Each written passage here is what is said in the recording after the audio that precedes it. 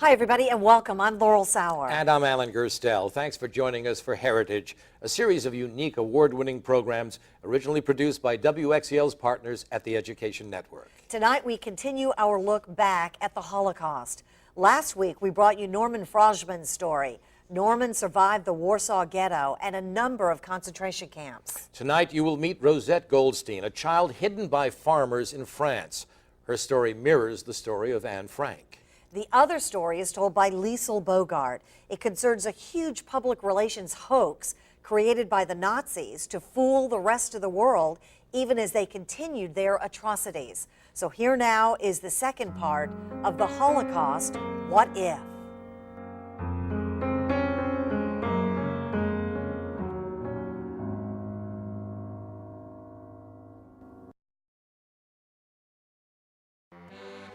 During the 1930s, France welcomed Jewish refugees from Poland, Germany, and other countries caught up in the hatred spewed by Adolf Hitler and his minions.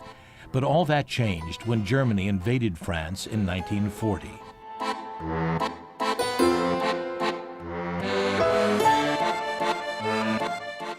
Things were getting very bad in France. You weren't allowed to, as a Jew, you were not allowed to shop until late afternoon, and at that point everything was gone from the stores. The Jews were not allowed to ride in the subway except in the last car. Jews were also excluded from public life.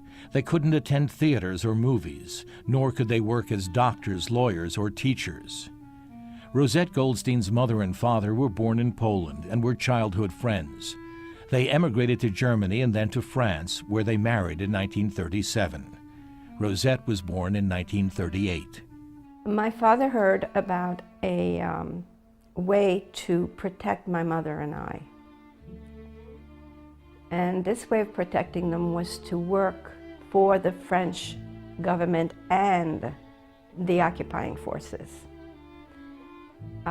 He was given a paper stating that if he worked as a lumberjack in a small camp in the countryside in France, that they wouldn't touch my mother and I. So her father, David Adler, went to work cutting down trees. And in the evening, he was allowed to go through the countryside. Most of the men were let go after work. This was right at the beginning. And they would go to the different farms in the area and ask for, they would barter their working. They would help the farmers, and in return, the farmers would give them some food to send back to Paris.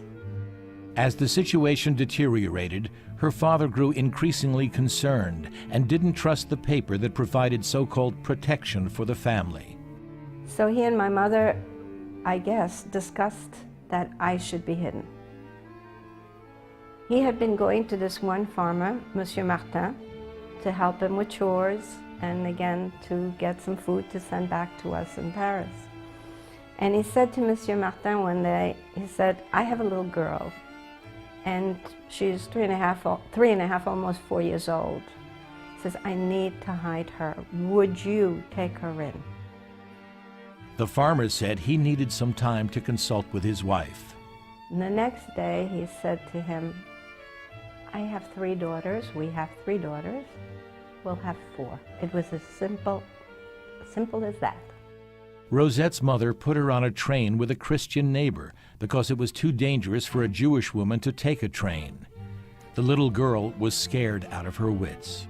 We got to the farm in Volandry, and my father was there. It was the evening, my father was there, and I was always very, very close to my dad. So that him being there was wonderful. Her father would come from the nearby work farm in the evenings and play with her. One day, she remembers, her mother appeared, despite the fear of arrest by Nazi troops. Somehow she got to the farm, and my father stayed overnight. Next morning, he went right to the forest to work without going back to the camp. All of a sudden, They burst into the farmhouse. We had a fireplace, and I could see them standing there with guns. And they asked where David Adler was. They said that if he wasn't back in 1 hour, that they were taking my mother and I and deporting us. Monsieur Martin went right to the forest. He took his bicycle and saddled a horse. I don't remember that, which he did, but he went to the forest and told my father, and my father immediately went back to the camp. My mother disappeared, went back to Paris. Don't know how. And somehow, I guess they forgot me. Her father would still come in the evenings, but this was 1942, and deportations from France began, mostly to the Auschwitz death camp. And I used to run down the path from the farm and wait for him.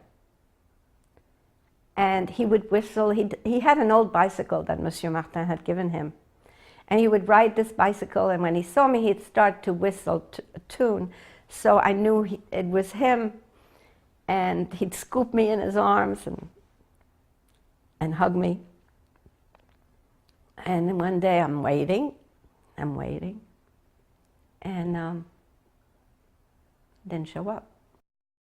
All of the 70 men in the work camp had been deported to Auschwitz. I knew, we all knew what was going on. As little as we were, we realized what was going on. My life went on the farm. They were very, very good to me. I call the daughters my sisters of the dark days. One day, Odile, the youngest, she saw a truck stop at the end of the path with Germans coming out of it with guns. And immediately they took me, the farmers took me, put me in the next room under the mattress. And at that time, the old beds had these big springs, so that I was face down on the springs and the mattress on top of me.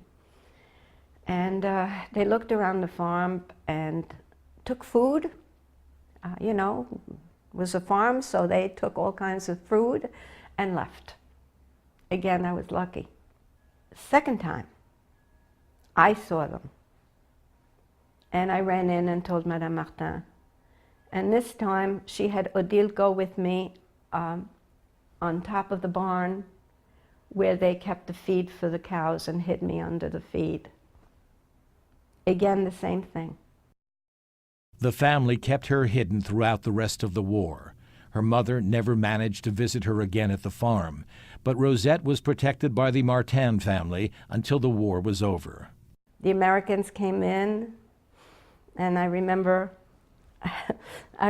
sitting outside with the family and seeing all these planes up there, and one of the men played the accordion, and he played the Marseillaise, and we just applauded, and you know, was so happy that we were free.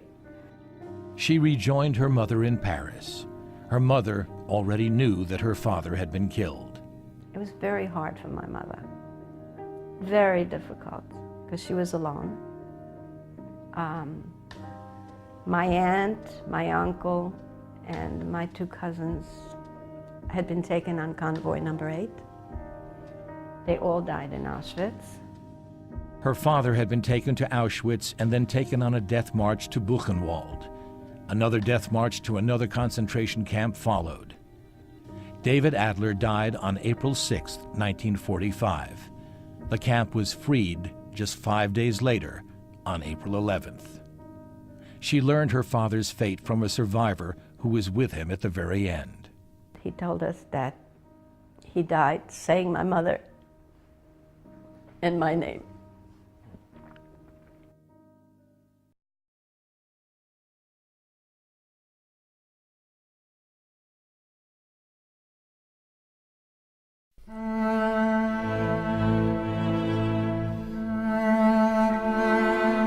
I had a wonderful life, beautiful childhood, everything a young girl can hope for.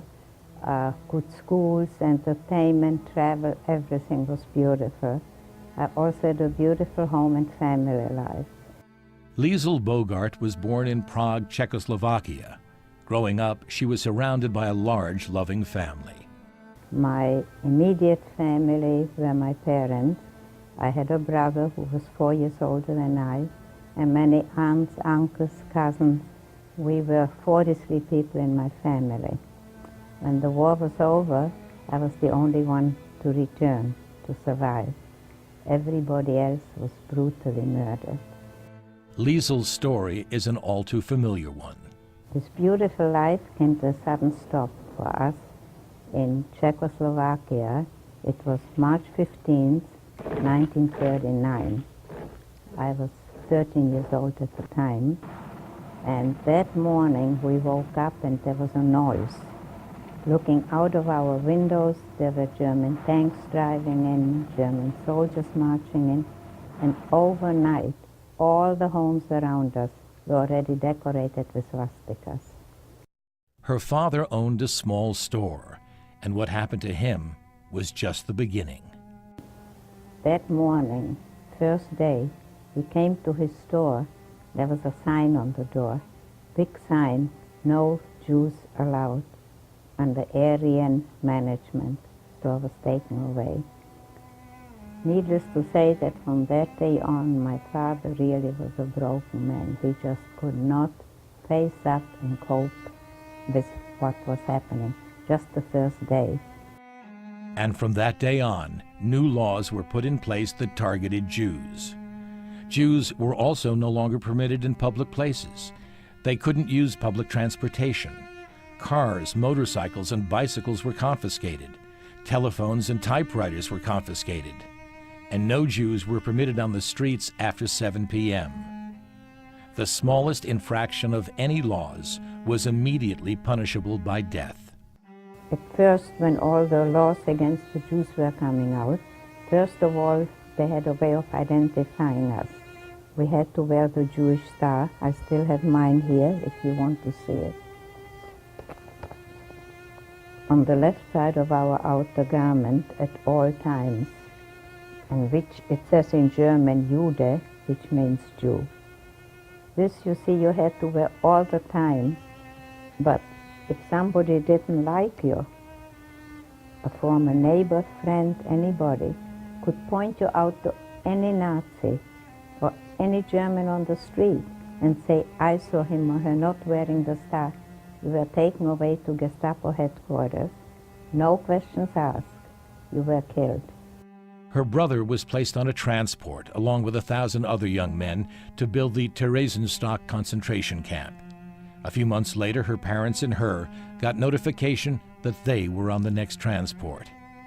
As they walked to the holding place, neighbors they had known for years turned away and would not acknowledge them. Two reasons. They were afraid to say that they know a Jew, and second, they knew where we are being taken, what is happening to us. Nobody came to our help. At that point, we know now that the whole world knew what was happening. The whole world was silent.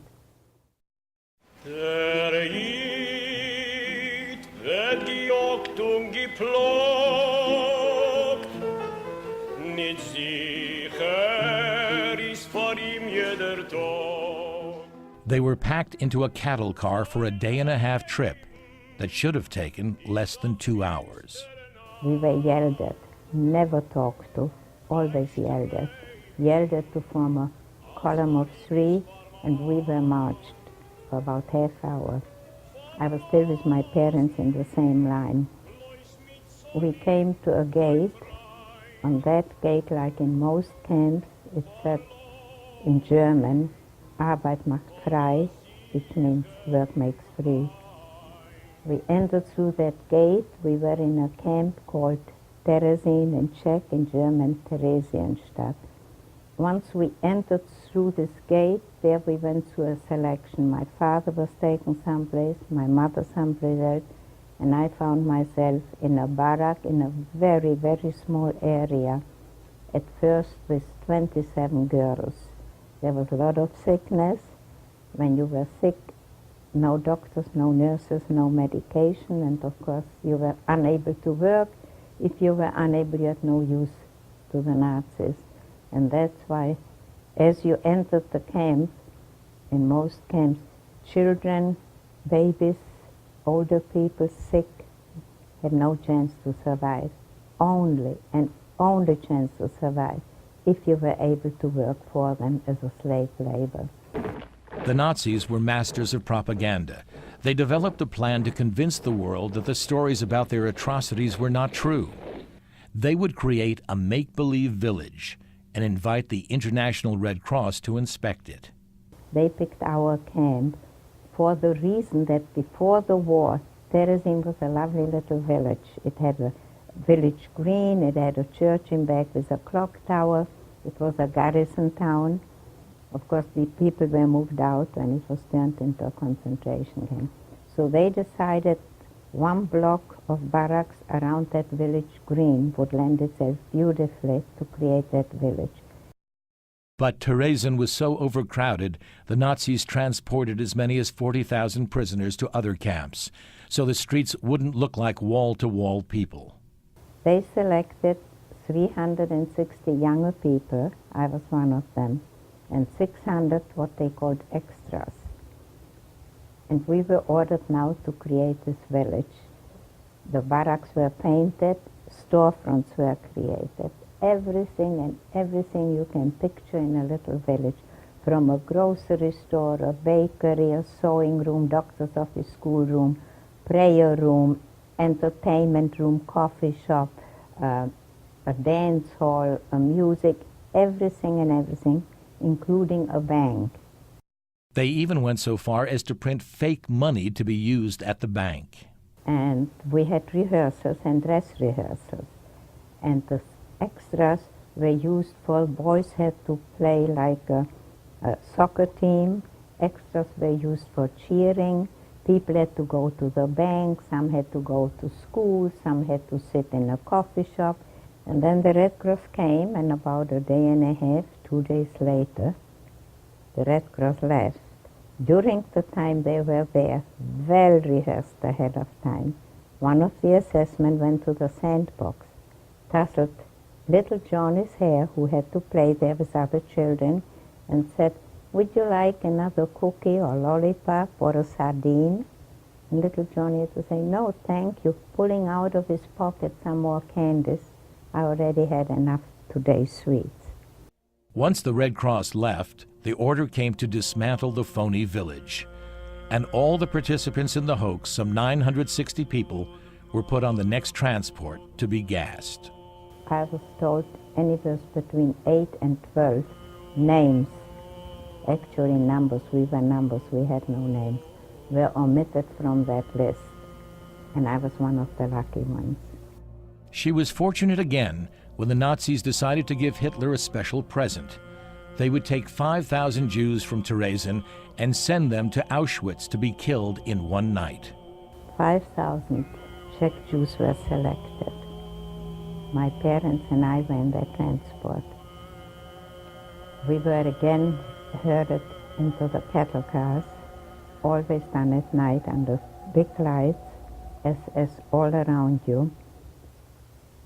I lost my place near my parents. They already were in one car, and as I was stepping, by then they had put ramps against the car door, because the door was high and it was took too long.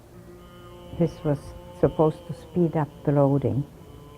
And on the side of the ramp, on each side was an SS man. As I stepped on the ramp, one of the SS men pushed me off. And I fell off, tried to get up, and he pushed me down again. I had no idea what was happening, and I stayed down. The doors of the cattle cars closed, and the train left, which was the last time I saw my parents. At that point, I had no idea why I was pushed off or what was happening. Much later, she learned she was pushed off that train because the Nazis were very exact. Their roster listed 5,000, but they actually had 5,004 prisoners, so 4 had to be excluded from the transport. She was one of them. After the transport left, I went to the stables where the SS kept their horses. My brother was taking care of a horse. He was covered from the transports because he was needed as a stable boy, and he wasn't there. And one of the other stable boys told me, "Don't you know?" I said, "What?" "Your brother was on that transport." I had no idea.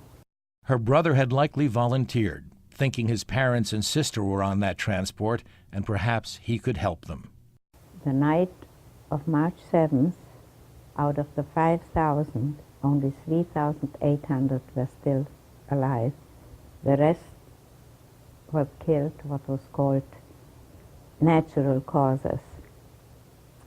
The 3,800 went that night to their deaths, fully knowing what is happening to them. But they resisted. The law was when you entered gas chambers, you had to be undressed.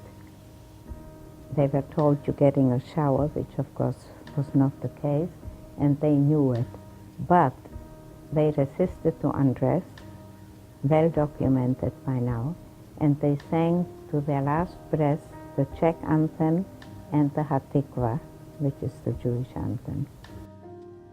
Finally, on May 7, 1945, came the day that Liesl and so many others had prayed for. Their camp was liberated. But she had gotten very sick and was isolated in a typhoid barracks at the time. A friend came to the window, waving something back and forth in her hand, a slice of white bread. Seeing that in her hand, I realized we must be free, because we heard the oncoming front, we heard the shooting and all before I lost consciousness. So we knew it can't be long anymore.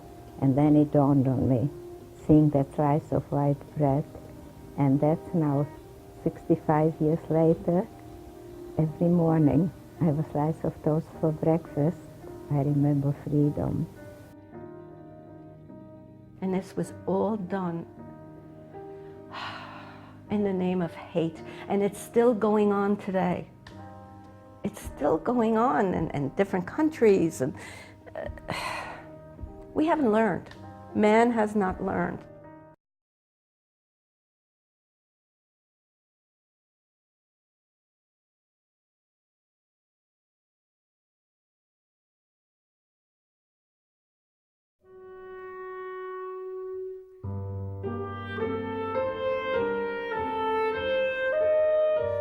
Certainly a great deal of food for thought in all 3 stories told by those survivors. We'd like to thank Norman Frajman, Rosette Goldstein, and Liesl Bogart for sharing their incredible stories with us. And we'd like to thank you, our viewers, for your support of these programs. I'm Laurel Sauer. And I'm Alan Gerstel. We'll see you again next time on Heritage. And don't forget, if you have any comments or suggestions, feel free to email us at heritage@wxel.org.